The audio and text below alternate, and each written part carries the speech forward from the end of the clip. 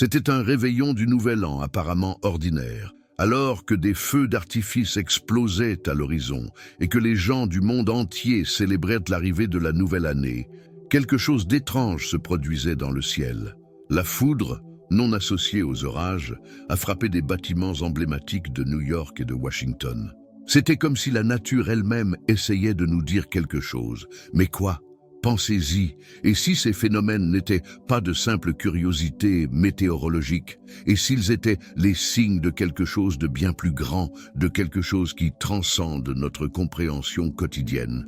La réponse peut paraître troublante, mais elle est aussi profondément révélatrice. Selon des études météorologiques, la foudre frappe des bâtiments comme l'Empire State Building environ 25 fois par an, le Washington Monument seulement 2 fois par an. Mais cette nuit-là, en plein hiver, plusieurs lieux symboliques ont été touchés presque simultanément.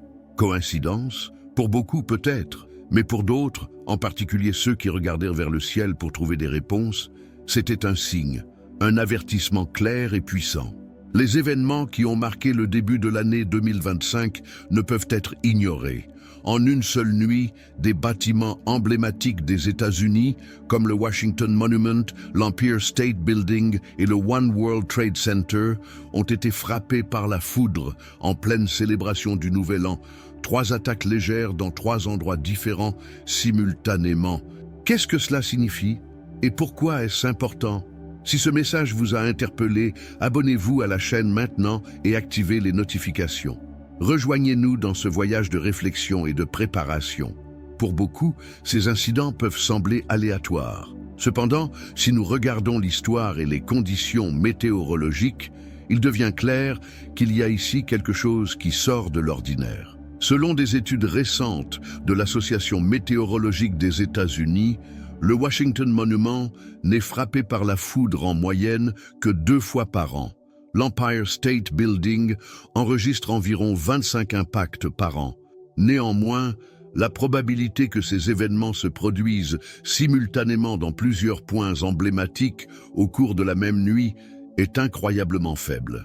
Cette série de phénomènes fait également référence à des récits anciens associant des événements naturels à des messages divins. Dans la Bible, par exemple, le tonnerre et les éclairs sont souvent décrits comme des manifestations de la voix de Dieu ou comme des signes avant-coureurs de jugement. Dans Exode 19, 16, sur le mont Sinaï, le tonnerre et les éclairs ont précédé la transmission des 10 commandements, marquant un moment de connexion profonde entre le divin et l'humain. Le parallèle avec aujourd'hui est évident. Comme autrefois, les signes naturels sont perçus comme des messages, surtout pour ceux qui croient à l'imminence d'un jugement plus grand. Des événements récents, comme l'éclipse totale de soleil du 8 avril 2024, étaient déjà interprétés par les théologiens et les érudits comme des signes d'époque prophétique. Ces phénomènes sont considérés comme des avertissements, des rappels que quelque chose de grand et de transformateur est en route. Et il n'y a pas que les rayons. Le chaos qui a frappé la Nouvelle-Orléans, Las Vegas et le Queens au début de cette année a suscité un sentiment d'urgence, un appel à l'attention. À la Nouvelle-Orléans, une série d'incidents a mis la ville en alerte, tandis que dans le Queens, à New York, les rapports faisant état de phénomènes inexpliqués ont interpellé même les experts. Ces événements, bien que distincts, semblent interconnectés selon un schéma qui défie toute coïncidence. Dans la Bible, Matthieu 24 décrit les signes qui précèdent les temps de jugement, les guerres, les catastrophes naturelles et les signes dans les cieux. Le texte est clair, en déclarant que, comme l'éclair vient de l'Est et est visible même à l'Ouest, ainsi sera l'avènement du Fils de l'homme. Ce n'est pas seulement une métaphore, mais une invitation à regarder les événements qui nous entourent avec plus de sérieux et de discernement. Alors, comment interpréter ces signes ? Présage-t-il un avenir de catastrophe ou un appel à la réflexion et au changement? Ce qui est clair, c'est qu'au milieu de tous ces événements, un message puissant résonne. Il est temps de se réveiller, d'être vigilant et de se préparer physiquement et spirituellement à ce qui va arriver. L'histoire montre que, en période de grands changements, ceux qui prêtent attention aux signes peuvent affronter l'adversité avec plus de clarté et de détermination. Depuis la nuit des temps, la lutte entre la lumière et les ténèbres est l'une des images les plus puissantes de l'humanité, reflétant non seulement les conflits spirituels, mais aussi les batailles internes et les défis sociaux. Cette polarité transcende la religion et imprègne notre perception du bien et du mal, de l'espoir et du désespoir. Mais comment cette dualité se manifeste-t-elle aujourd'hui? La lumière, souvent associée au divin, symbolise la clarté, la bonté et la rédemption. C'est la force qui éclaire le chemin en période d'incertitude. En revanche, l'obscurité représente la confusion, la peur et la destruction. Dans le contexte spirituel, il est considéré comme une force qui cherche à éloigner les gens de la vérité et de la connexion avec Dieu. Toutefois, la dualité n'est pas seulement métaphorique. Les événements récents ont été interprétés comme le reflet de cette bataille dans un monde physique. Les divisions sociales croissantes, la propagation de la désinformation et l'intensification des conflits mondiaux sont les signes d'une obscurité croissante dans la société. D'un autre côté, les actes de gentillesse, la résilience communautaire et la poursuite de la justice sociale montrent que la lumière brille toujours, même dans les temps sombres. Les Écritures abordent fréquemment cette tension. Dans Jean 1:5, il est dit « La lumière brille dans les ténèbres, et les ténèbres ne l'ont pas vaincue ». Cela renforce l'idée selon laquelle, même si les forces des ténèbres peuvent te sembler écrasantes, elles n'ont jamais un pouvoir total sur la lumière. C'est un appel à la résistance, à la persévérance, à faire le bien, même face aux défis. Cependant, la bataille ne se déroule pas seulement autour de nous, cela se produit également en nous. Chaque jour, nous sommes confrontés à des décisions qui mettent notre caractère à l'épreuve. Choisir la lumière signifie choisir l'intégrité, la compassion et le courage, tandis que céder à l'obscurité peut nous conduire sur les chemins de l'égoïsme, de la haine et de la peur. Dans les temps modernes, la technologie a amplifié cette dualité. Les réseaux sociaux, par exemple, peuvent être utilisés à la fois pour répandre l'espoir et semer la division. Le choix de la manière dont nous utilisons ces outils reflète directement notre position dans la bataille entre la lumière et les ténèbres. Qu'est-ce que cela signifie pour chacun de nous? Cela nous rappelle que nos actions, aussi petites soient-elles, ont un impact. Choisir la lumière ne signifie pas ignorer les ténèbres, mais y faire face avec courage et détermination. C'est reconnaître que, même au milieu du chaos, nous avons le pouvoir d'être une source d'espoir et de transformation pour ceux qui nous entourent. Cette lutte est constante, mais nous ne sommes jamais seuls. La lumière trouve toujours un moyen de prévaloir, surtout lorsque nous choisissons de nous rassembler dans la solidarité et la foi. En comprenant la profondeur de cette dualité, nous sommes habilités à vivre avec un but, sachant que nos choix font partie d'un récit plus vaste, où le bien a toujours une chance de l'emporter. Nous vivons une époque de transformation rapide, où les événements inattendus et complexes semblent devenir la nouvelle norme. Qu'il s'agisse d'événements météorologiques extrêmes, de crises sociales ou de phénomènes inexplicables, une chose est sûre, le moment actuel nécessite une attention accrue. Mais pourquoi est-ce si important maintenant? L'urgence est un appel à agir avec détermination. La surveillance consiste à être conscient de ce qui se passe autour de nous, en se concentrant sur les signes que beaucoup ignorent. Dans l'histoire, les changements majeurs ont toujours été précédés d'avertissements. Dans la Bible, par exemple, Noé reçut l'ordre de construire l'arche en prévision du déluge imminent. Il a choisi d'écouter, d'observer et d'agir, tandis que d'autres ignoraient les signes. Dans le scénario contemporain, cette même logique s'applique. Les phénomènes naturels et sociaux auxquels nous assistons aujourd'hui, des catastrophes naturelles aux conflits politiques, peuvent être considérés comme les signes d'une plus grande transformation. Les experts du changement climatique mettent par exemple en garde contre une augmentation de 20% de la fréquence des événements extrêmes au cours des 2 dernières décennies. En outre, les crises économiques et les divisions culturelles s'intensifient, créant un environnement d'incertitude et d'instabilité. Mais que signifie réellement être vigilant? Il ne s'agit pas seulement d'être informé, mais d'interpréter les événements avec discernement. Dans Proverbe 22:3, nous lisons L'homme prudent voit le danger et prend des précautions, mais l'insensé va de l'avant et en subit les conséquences. C'est un puissant rappel que la sagesse consiste à agir avant que le problème ne devienne insurmontable. La surveillance implique également une préparation pratique. Avoir des plans pour faire face à des situations inattendues, comme des catastrophes naturelles ou des urgences financières, est une façon de faire preuve de responsabilité.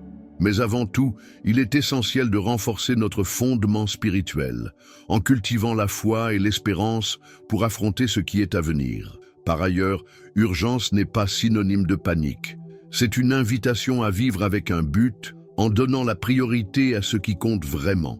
Cela signifie bâtir des relations solides, renforcer les communautés et utiliser nos ressources intentionnellement. L'histoire nous montre qu'en temps de crise, ceux qui se rassemblent et restent vigilants trouvent les moyens de prospérer, même face aux défis.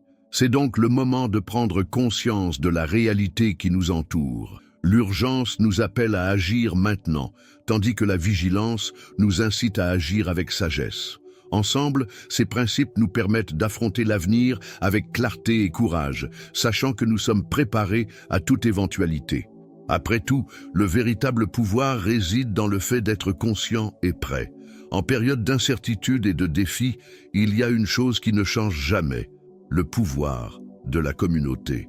Aucun d'entre nous n'a été amené à affronter seul les difficultés. Que ce soit en temps de crise ou de célébration, le soutien des autres peut nous soutenir, nous inspirer et nous guider. Mais que signifie réellement être une communauté dans des temps aussi complexes ? La véritable essence de la communauté va au-delà des groupes réunis par intérêt ou par proximité. C'est un engagement mutuel de soins, de partage et de responsabilité. Lorsque nous regardons l'histoire, nous constatons que les communautés qui se sont rassemblées dans des moments difficiles, comme lors de catastrophes naturelles ou de périodes de conflits, ont été capables de surmonter des défis qui semblaient insurmontables. Cette force ne vient pas seulement du nombre, mais aussi d'une véritable solidarité. Dans le contexte spirituel, la communauté est encore plus vitale. La Bible souligne souvent l'importance d'être ensemble. Hébreux 10, 24-25 nous le rappelle. Et réfléchissons à la manière dont nous pouvons nous encourager les uns les autres à l'amour et aux bonnes œuvres, sans négliger de nous réunir comme certains ont l'habitude de le faire, mais en nous encourageant les uns les autres. Cet appel à l'unité est la pierre angulaire du témoignage chrétien. En ce sens, le témoignage va au-delà du simple partage d'expériences personnelles. C'est un reflet d'espoir, de foi et d'action pour ceux qui nous entourent. En période d'adversité, les actions sont plus éloquentes que les mots. Une communauté unie est un témoignage vivant que même face aux difficultés, il y a de la force dans la foi et dans l'engagement collectif. Mais comment vivre cela concrètement ? Premièrement, nous devons être prêts à écouter et à aider. Offrir une épaule, des ressources ou du temps peut faire une énorme différence dans la vie de quelqu'un. Deuxièmement, il est essentiel de partager des histoires qui inspirent. Un témoignage personnel de dépassement peut encourager les autres à trouver de la force dans leur propre cheminement. De plus, la communauté est également un lieu de croissance mutuelle. Lorsque nous nous réunissons, nous apprenons les uns des autres, remettons en question les préjugés et trouvons de nouvelles façons de résoudre des problèmes communs. C'est dans cet espace que le témoignage collectif prend vie, montrant au monde que, même dans les temps sombres, il y a de l'espoir. En fin de compte, c'est dans la communauté que nous trouvons un but. Ensemble, nous pouvons non seulement relever les défis, mais aussi bâtir un héritage d'amour, de foi et de résilience qui résonne bien au-delà de nos propres vies. Il s'agit d'un témoignage dans sa forme la plus pure. Il ne s'agit pas seulement de parler de lumière, mais d'être lumière pour ceux qui nous entourent. Lorsque nous regardons les défis et les signes qui marquent notre époque, un message devient clair. Nous ne vivons pas des jours ordinaires. Les changements, phénomènes naturels et combats spirituels dont nous sommes témoins ne sont pas seulement des histoires à observer à distance, mais des invitations à agir, à réfléchir et à nous transformer. Le voyage que nous avons parcouru jusqu'à présent nous rappelle que nous faisons partie de quelque chose de bien plus grand. Les événements que beaucoup considèrent comme aléatoires peuvent être des interprétations porteuses de significations profondes, que ce soit pour renforcer notre foi, renouveler nos priorités ou nous préparer à ce qui est à venir. C'est l'occasion de réévaluer nos choix et de reconsidérer où nous plaçons notre confiance. L'heure n'est pas à l'indifférence ou à l'apathie. Aujourd'hui, plus que jamais, nous devons être conscients, préparés et engagés. L'urgence et la vigilance vont de pair, avec la nécessité de se rassembler en communauté, d'être des témoins vivants d'espérance et d'action. Lorsque nous choisissons de partager notre temps, nos histoires et nos ressources, nous démontrons que la véritable force réside dans la connexion humaine et spirituelle. Mais la transformation ne se produit pas seulement autour de nous, elle commence en chacun de nous. C'est dans nos décisions quotidiennes, dans la façon dont nous choisissons de traiter les autres, de relever les défis et de chercher un but, que le véritable changement se produit. C'est le moment d'aligner nos actions sur les valeurs que nous voulons voir dans le monde. Alors, où cela nous mène-t-il? Au bord d'un chemin où chaque pas compte. Nous pouvons choisir d'ignorer les signes, de continuer à un rythme effréné sans pause de réflexion, ou nous pouvons choisir de répondre à cet appel avec courage et détermination. Le choix est entre nos mains. Faisons donc que ces temps d'incertitude soient aussi des temps de renouveau. Puissions-nous être lumière au milieu des ténèbres, trouvant la force dans la foi, la communauté et la préparation. Car, en fin de compte, ce qui est en jeu n'est pas seulement la façon dont nous relevons les défis, mais aussi qui nous devenons dans le processus. L'invitation est simple mais profonde. Observer, agir et rester ferme. Parce que dans chaque difficulté se trouve le germe d'une nouvelle opportunité, pour vous, pour votre communauté et pour le monde qui vous entoure. Avant de partir, abonnez-vous à la chaîne et activez la cloche. Continuons à explorer les messages qui peuvent transformer des vies ensemble.